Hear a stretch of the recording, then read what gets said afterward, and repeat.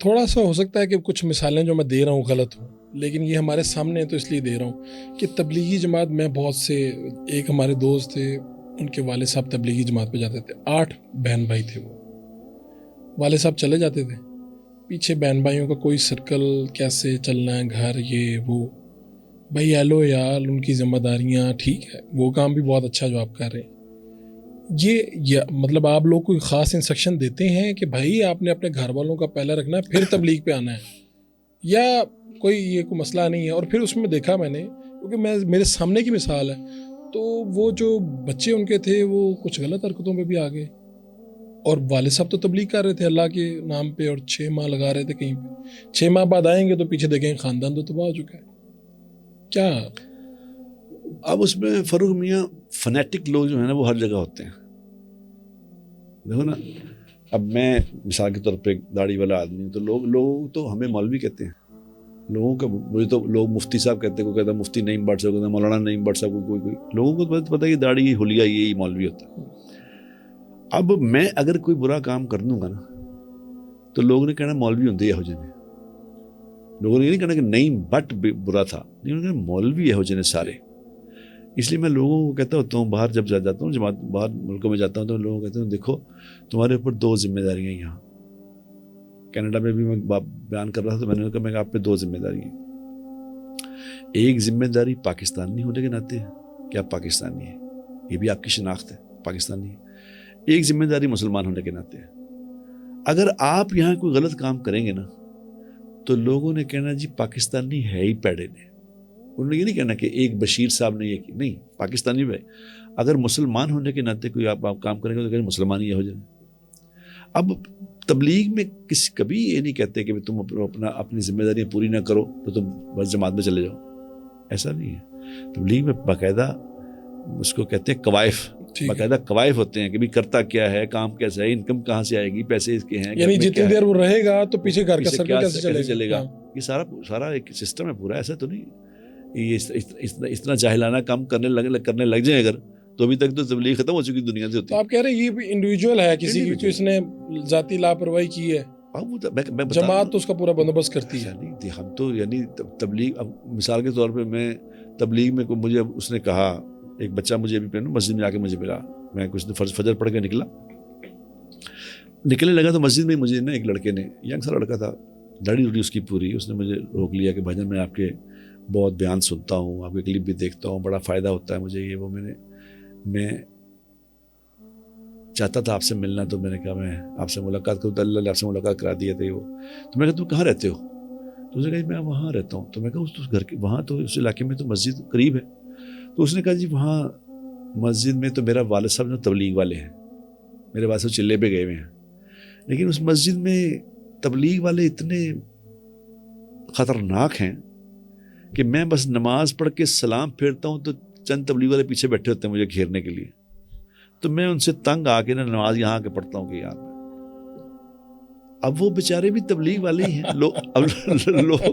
لوگ تو کہیں گے جی یہ تبلیغ والے ہی کر رہے ہیں. نہیں آیا تو وہاں سے بچ کے پھر ایک تبلیغ والے کے پاس لیکن میں نے اسے میرے سے ملا جب، تو میں نے اسے کہا یار تم ماشاءاللہ داڑھی تمہاری پوری ہے، تم نماز فجر پڑھنے مسجد میں آتے ہو، اور تم سے کیا چاہتے ہیں، کیا کرتے ہیں، اور کیا چاہتے ہو کہ تم الٹا لڑ جاؤ. کہتے جی ان کو بھی سمجھائیں یہ بات. اب میں کہہ رہا ہوں کہ اب کہنے کو تو وہ بھی تبلیغ والے ہیں، لیکن اتنی سمجھ کچھ اگر لوگوں کو نہیں ہے تو جو اس کی بات سنے گا وہ تبلیغ والوں کے بارے میں غلط رائے قائم کر لے گا. حالانکہ میں اس لیے کہتا ہوں کہ تبلیغ میں جو لوگ ہیں نا، تبلیغ دنیا کا فاروق میاں سب سے مشکل کام جو ہے نا وہ کسی کو دعوت دینا ہے. میں نے مولانا سید احمد خان صاحب رحمۃ اللہ سے بات سنی تھی کہ دنیا کا سب سے مشکل کام ہے کسی کو دعوت دینا. تو میں بڑا حیران ہوا کہ دعوت دینا کیا مشکل ہے، جس کو جو مرضی کو فوراً سن لیتا، مشکل کیا ہے، کیونکہ اسے خود بھی پتہ نہیں تھا. پھر آہستہ آہستہ جب دعوت میں آگے بڑھے تو پتہ چلا کہ یہ بہت مشکل کام ہے، کس کو کیا کہنا ہے اور کتنا کہنا ہے، اور کس کو کس وقت میں کچھ نہیں کہنا.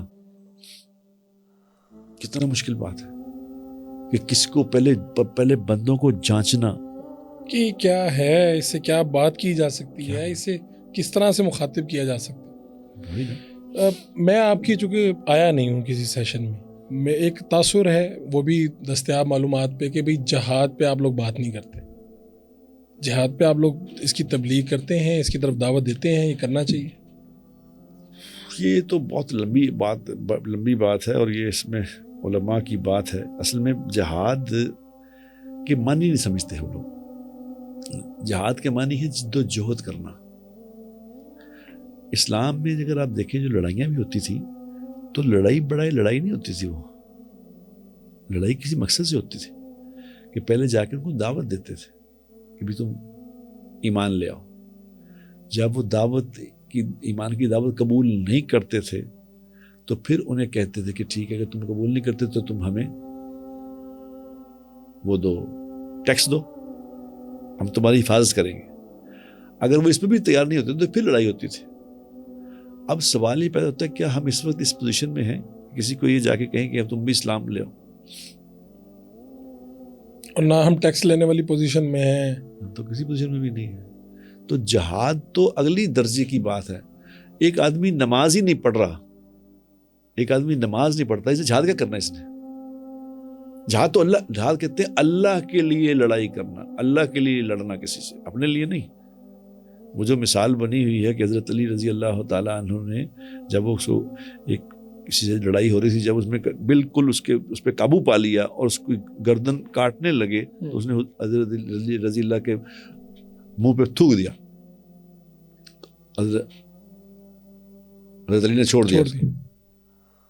کیوں چھوڑ دیا؟ انہوں نے کہا یہ کیا ہوا, تم نے کیسے کیا؟ تو انہوں نے کہا میں تو تمہیں اللہ کے لیے لڑ رہا تھا, مجھ سے یہ اب تو میری ذاتی بیچ میں انا بھی آ گئی ہے, تو ذاتی لڑائی میں نے نہیں لڑنی. یہ تھا جہاد.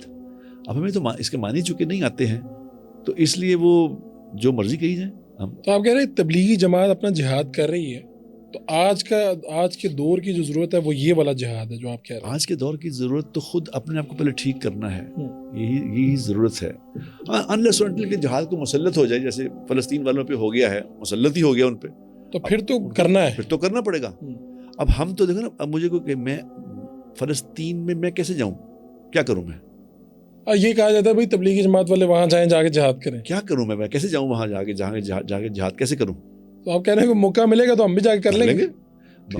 نا جہاد سے انکار کرنا تو کفر ہے. جی, انکار نہیں ہے, آپ کہہ رہے ہیں آج کے وقت کی ضرورت مختلف ہے.